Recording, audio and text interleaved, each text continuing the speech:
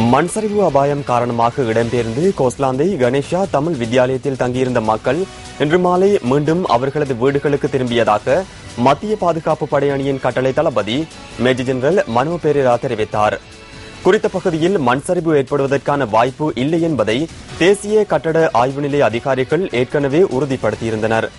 அதிகாரிகள் வாக்குறுதி அளித்தாலும் குறித்த பகுதியில் அச்சத்துடனேயே வாழ வேண்டிய நிலை காணப்படுவதாக தற்காலிக முகாமில் இருந்து வெளியேறுவதற்கு முன்னதாக மக்கள் நியூஸ் ஃபர்ஸ்டுக்கு தெரிவித்தனர். வீரியபத்த தோட்டத்தில் மண்சரிவு ஏற்பட்ட பகுதியை அண்மித்த பகுதியில் உள்ள நிலத்தில் ஏற்பட்ட வெடிப்புகளை அடுத்து இது மக்கள் இடம்பெயர்ந்து கணேஷா தமிழ் வித்தியாலயத்தில் தற்காலிகமாக தங்கியிருந்தனர். அதிகாரிகள் வாக்குறுதி அளித்தாலும் குறித்த பகுதியில் அச்சத்துடனேயே வாழ வேண்டிய நிலை காணப்படுவதாக தற்காலிக முகாம்களில் இருந்து வெளியேறுவதற்கு முன்னதாக மக்கள் நியூஸ் ஃபர்ஸ்டுக்கு கருத்து தெரிவித்தனர். திருப்பி மண்சரிவு அபாயம் ஏற்படுது, நீங்க எல்லாம் ஸ்கூல்ல போயிட்டு இருங்கன்னு சொன்னப்போ நாங்கள்லாம் இங்கே வந்திருந்தோம்.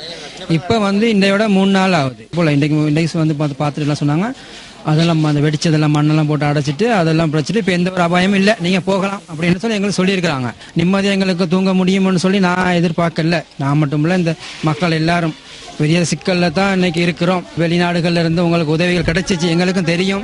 இதனால யாரும் சொந்த பணத்தால எங்களுக்கு எதுவும் செஞ்சு கொடுக்க சொல்லி பெரிய இது ஒன்றும் தேவையில்லை. ஏன்னா கிடைச்ச ஆதாரத்தை வச்சே மக்களுக்கு உதவி செய்ய முடியும். ஆனால் கூடிய சீக்கிரத்தில் இதை சம்பந்தப்பட்ட அதிகாரிகள் எங்களுக்கு ஒரு சொந்த நிலத்தில் ஒரு சிறிய வீடை சரி கட்டி எங்களுக்கு கூடிய சீக்கிரத்தில் அந்த லைன் காமராவிலிருந்து அந்த அபாயத்திலிருந்து எங்களை அப்புறப்படுத்தி ஒரு நிம்மதியாக வாழ வைப்பீங்கன்னு சொல்லி நாங்கள் எதிர்பார்க்கிறோம். நாங்க மண்சரிவு ஏற்பட்ட இடத்துல இருந்து ஒரு 20 அடி தூரத்துல தான் நாங்க எங்களோட மக்கள் இவ்வளவு மக்கள் இருக்கிறோம்.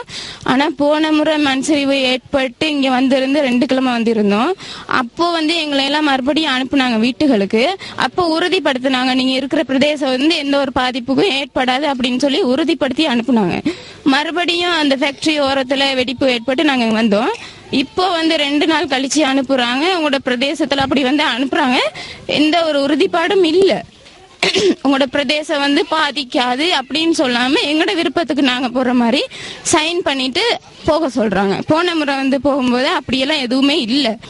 போன பயணம் போயிட்டு இருக்கும்போது ஒரு 24 மணி நேரம் எங்களுக்கு வீட்டுல நிம்மதியா இருக்க முடியல. மழை பெஞ்சிருச்சு. மழை பெஞ்ச நேரம் நாங்க எல்லாம் வாசல்ல தான் நின்று கொண்டு பாத்துக்கிட்டு இருந்தோம்.